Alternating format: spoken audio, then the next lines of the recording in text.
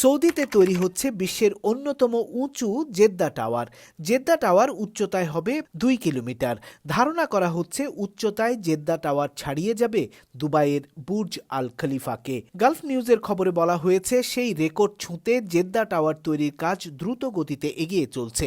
Vision 2030-কে সামনে রেখে rocket গতিতে এখন পর্যন্ত 80 তলার কাজ সম্পন্ন হয়েছে। 2025 সালের আগস্টের মধ্যে এটির নির্মাণ কাজ 75 তলায় পৌঁছে যায়। বেশ কিছু ক্রেন এবং পাম্পক্রিটের মাধ্যমে মূল অংশটি খুব দ্রুত শেষ হয় এবং 157 তলার মধ্যে 50% কংক্রিট ঢালাইয়ের কাজ শেষ হয়েছে। ভবনটির ভিত 50 মিটার গভীর আর প্রতি সপ্তাহে নতুন নতুন ছাদ ওঠার সাথে সাথে সৌদি আরব বিশ্বের স্থাপত্য দিগন্তকে নতুন করে সংজ্ঞায়িত করছে।